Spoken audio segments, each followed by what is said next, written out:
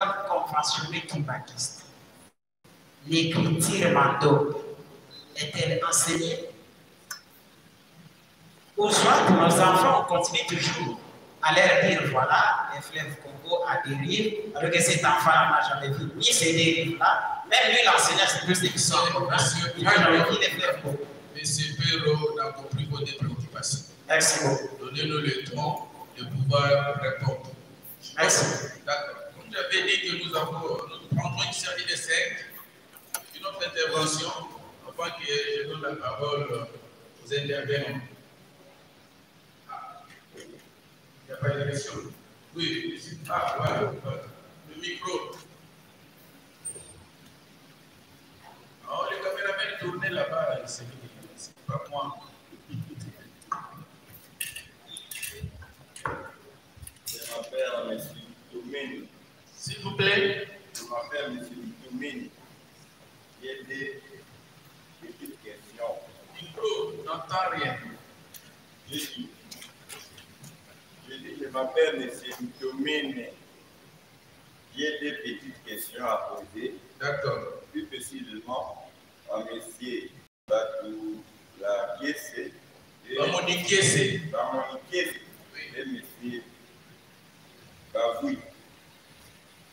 Ma première question, je la pose à M. Batou la Kiese. Je voulais un peu que vous me parlez on parle de la science aussi, parce que quand on parle des étudiants, on parle aussi de la science Mando. Et ma question est par quel Mando, par de quel fondement et c'est quelle logique, puisque les principes scientifiques sont les mêmes. Je voulais savoir ça part de quel fondement.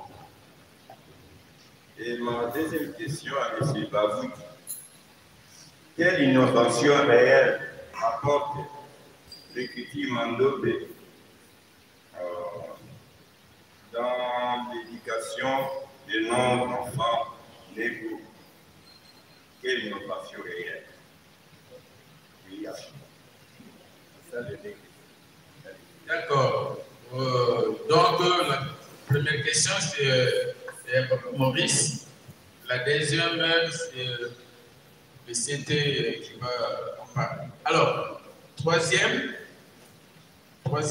question, troisième intervenant, qui veut prendre la parole.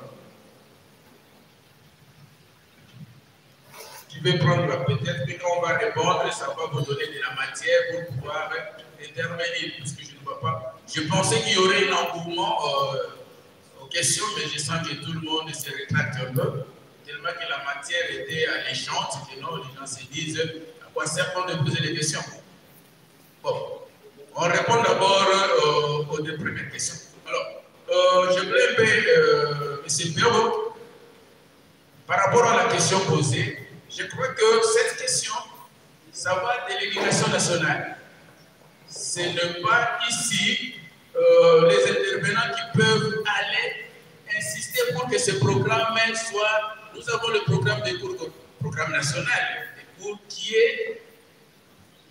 a été élaboré par les instances supérieures. Je vois là le ministère, je sais, dans la salle, il semble qu'il y a un représentant du ministère de l'enseignement primaire et secondaire, si je ne me trompe pas. C'est à ce niveau-là qu'il faut faire le plaidoyer. Ce n'est pas nous, donc c'est nous qui allons faire le plaidoyer à ce niveau pour que le programme de Mandombe soit placé dans le programme, dans le PADEM. Je vous parle en tant que secrétaire général académique de l'IESCA. Chez nous, des jeunes jusqu'en dernière année, ce cours de Mandombe est dispensé. Je crois que d'ailleurs, ce sont les enseignants qui donnent ce cours des premiers graduats en dernière année. Donc, si vous venez à l'IESCA, rassurez-vous que parmi les matières spéciales que l'université a insérées, il y a les cours de Mandombe. Et rassurez-vous, petit soit-il, si vous échouez dans ce cours-là, vous n'allez pas passer les promotions. Vous voyez, il y a des étudiants de l'IESCA ici qui ne faut pas me contredire. Donc, chez nous, au moins, dans notre propre maison, le cours de Mandombe, dans toutes les facultés et toutes les promotions, ce cours-là est dispensé. Quand on reste